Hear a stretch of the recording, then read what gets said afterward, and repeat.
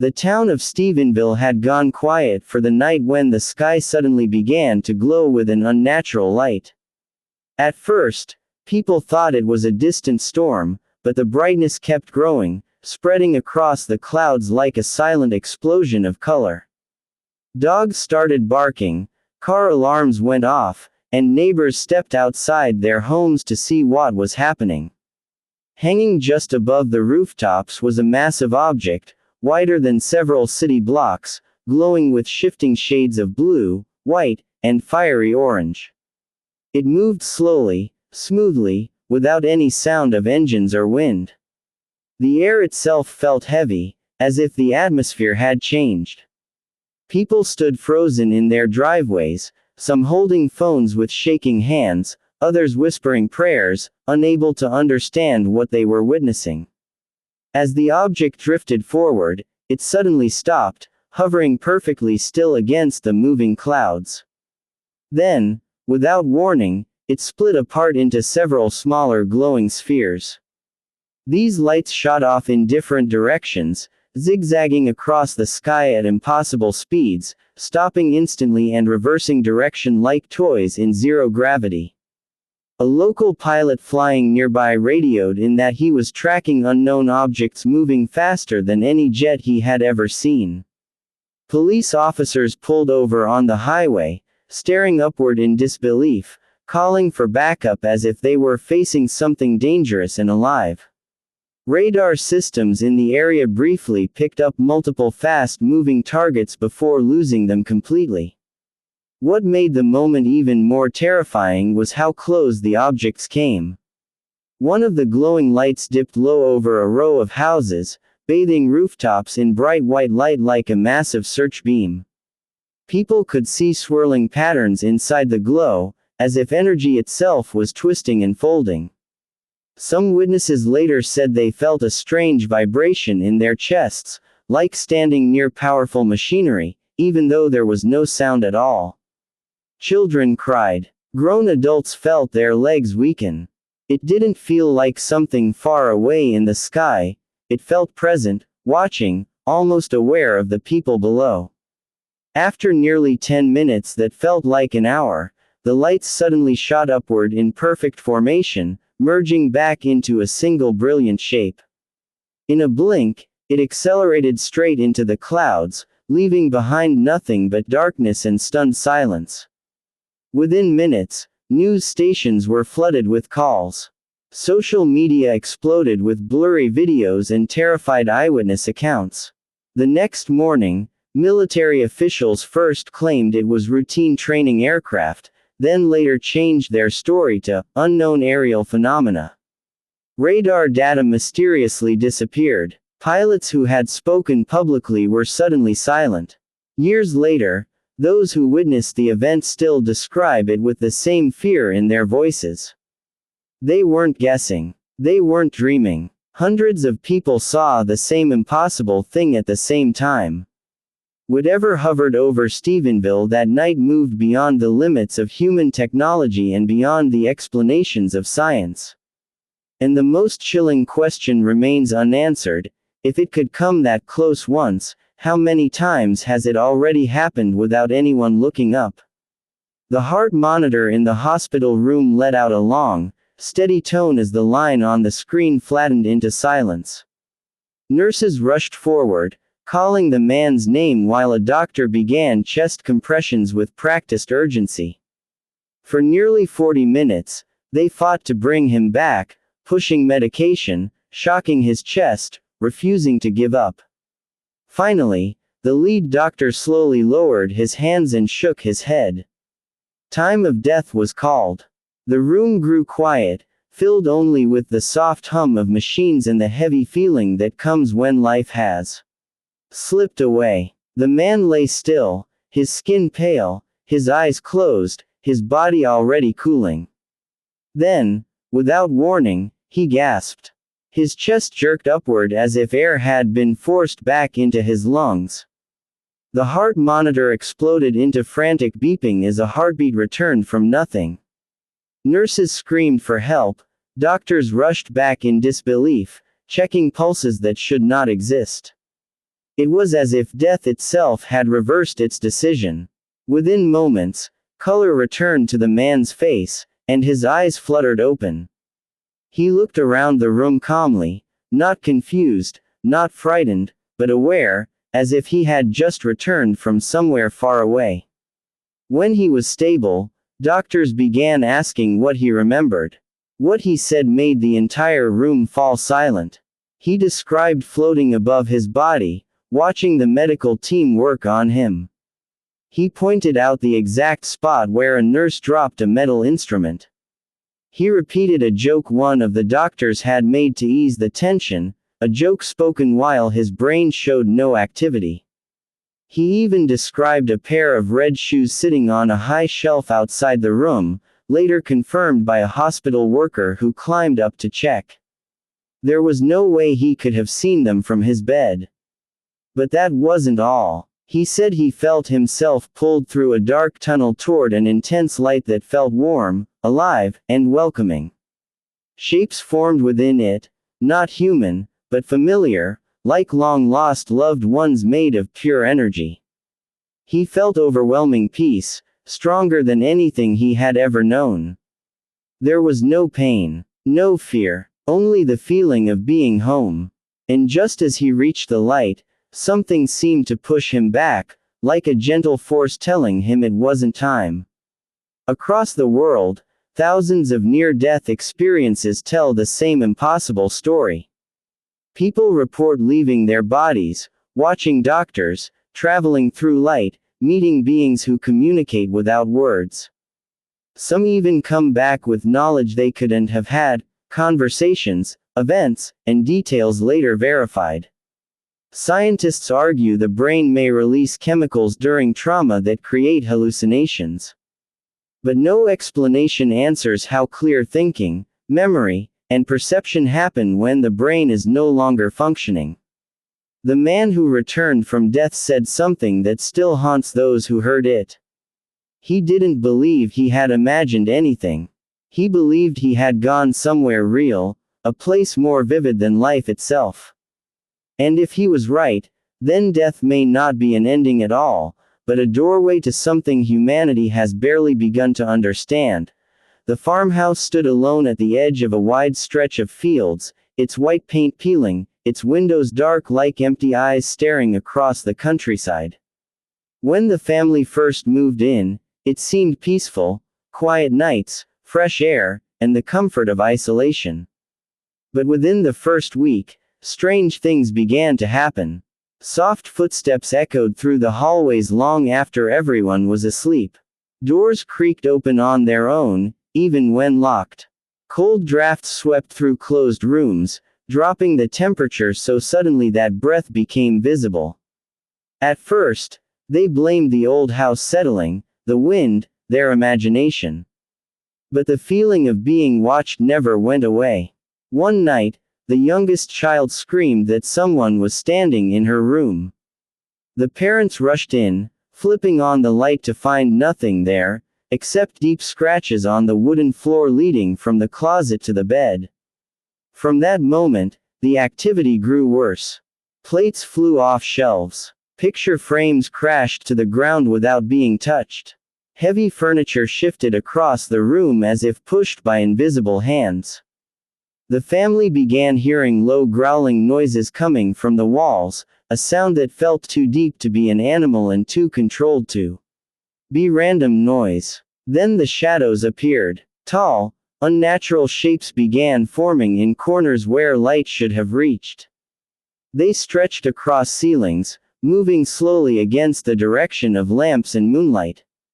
One figure appeared more often than the rest, towering near the hallway, broader than any human, its edges rippling like smoke.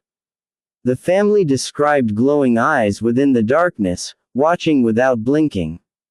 Whenever the figure appeared, the temperature would plummet, and the growling would grow louder, vibrating through the floorboards. Terrified, the family contacted paranormal investigators, hoping for answers. The team set up cameras, microphones, and motion sensors throughout the house. Almost immediately, equipment malfunctioned. Batteries drained within minutes. Static filled the audio recordings. But some things were captured. Deep distorted voices whispering words no one could understand, shadows crossing rooms when no one was there, and doors slamming shut on their own. During one investigation, a heavy wooden table lifted several inches off the ground before crashing back down, sending the team running outside in panic. Local history revealed that the land once belonged to settlers who vanished mysteriously in the 1800s. Some believed violent deaths had occurred there. Others claimed the area had been sacred ground long before homes were built, and something had been disturbed. Whatever the cause, the presence inside the farmhouse did not want to be ignored. The final night the family spent in the house was the worst. The growling roared through the walls like a wild animal trapped inside the structure. Doors slammed repeatedly, lights shattered, and the shadow figure appeared at the end of the hallway larger than ever before. The parents said it felt like the air itself was pressing down on their chests, making it hard to breathe. The children screamed as unseen forces tugged at their clothes. Fearing for their lives, the family ran out into the cold night, leaving everything behind. They never returned. New owners later reported strange noises but nothing as violent, as if whatever had been there was satisfied once the family fled. To this day, locals avoid the farmhouse, driving past quickly without looking. Because some places, they say, are not just haunted by memories, they are occupied by something that never left, something that watches, waits, and reminds the living that not everything in this world follows the rules of reality. The wind howled through the Himalayan peaks as a team of seasoned climbers pushed forward through waist-deep snow, their breath freezing in the air with every step. These were not amateurs chasing legends, they were professionals who had conquered some of the world's deadliest mountains. Yet even they felt uneasy as they moved deeper into the remote valley where no villages stood and no wildlife tracks were usually found. The silence was heavy, broken only by the crunch of boots against ice and the distant cracking of glaciers shifting in the cold. Then one of the climbers stopped suddenly. Pressed clearly into the fresh snow was a footprint unlike anything they had ever seen. It was nearly 3 feet long, deep enough to sink several inches into hardened ice, with a shape that looked disturbingly human, but far too massive to belong to any person. A second print followed it. Then another. A trail stretched across the valley, disappearing into the fog-covered mountains ahead. The spacing between each step suggested something enormous had walked calmly, effortlessly, across terrain that exhausted even trained climbers. As they followed the tracks, the air seemed to grow colder, the wind quieter, as if the mountains themselves were listening. The footprints crossed frozen rivers without slipping, climbed steep slopes without signs of struggle, and led toward cliffs no animal known to science could scale. High above them, one climber swore he saw movement, a dark shape crossing a ridge far too quickly to be a human. When they raised their binoculars, the figure was gone. Local Sherpa guides refused to go any farther. With fear in their eyes, they spoke of the ancient legend of the yeti, a massive guardian spirit of the mountains, neither fully beast nor man. According to their stories, it appears when humans venture too deep into sacred territory, sometimes protecting travelers, sometimes driving them away. Elders said those who followed its trail too long often never returned. The footprints, they warned, were not meant to be chased. Other expeditions over the years reported the same signs. Strange howls echoing through the valleys at night, louder and deeper than any wolf or bear. Large shadows moving across snowy slopes where no climber could stand. And once, a climber claimed to lock eyes with a towering figure covered in dark fur before it vanished into a snowstorm within seconds. Scientists have tried to dismiss the evidence as misidentified bear tracks, shifting snow, or exaggerated stories. But DNA samples collected from hair frozen into rocks didn't match any known species, not bear, not human, not any recorded animal. Some traces suggested ancient genetic lines, as if something from a forgotten branch of evolution still wandered the peaks.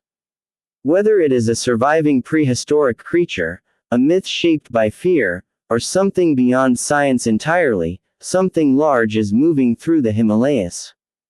The footprints continue to appear where no one should be able to walk. And each time they do, they remind explorers that even in the modern world, there are places where reality bends, and where humanity may not be at the top of the food chain after all.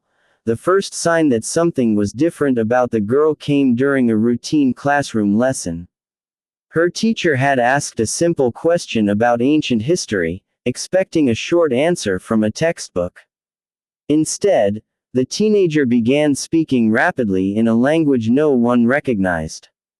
The words flowed smoothly, confidently, with perfect pronunciation. The classroom fell silent as students stared in confusion. When a language professor later listened to the recording, he went pale. She had been speaking fluent Latin, not the modern academic version, but an older, classical form rarely mastered even by scholars. Soon after, it happened again. During a medical evaluation meant to understand what was happening, she slipped into ancient Greek, then into a medieval French dialect that hadn't been spoken for centuries. She shifted between languages effortlessly, as if switching channels in her mind. The most frightening part was that she had never studied any of them. Her school records showed no advanced language courses. Her parents swore she had never shown interest in history or linguistics. Yet she spoke like someone who had lived in those eras. Doctors ran brain scans, psychological tests, and memory evaluations. Everything came back normal. There were no signs of mental illness, no evidence of trauma that could trigger false memories or alternate personalities. When asked where the languages came from, the girl said the words weren't learned, they were remembered. Under hypnosis, the story grew even stranger. Her voice changed tone, posture, and expression as she began describing life in ancient cities, stone streets of Rome, crowded Greek marketplaces, candle-lit castles in medieval Europe. She spoke of daily routines, family members, political tensions, and personal struggles with emotional depth, not like someone reciting facts but like someone recalling lived experiences. Historians were brought in to listen. Many details she mentioned were later confirmed in old journals and forgotten records not available to the public.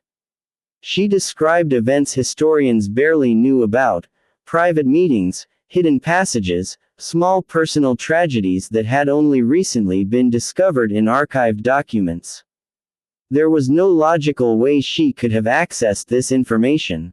It was as if memories from other lifetimes were leaking into her consciousness. Skeptics argued that the human brain is capable of incredible hidden memory, absorbing information unconsciously from books, television, or overheard conversations. But that explanation failed when she accurately described obscure historical customs and rare language structures unknown outside academic circles.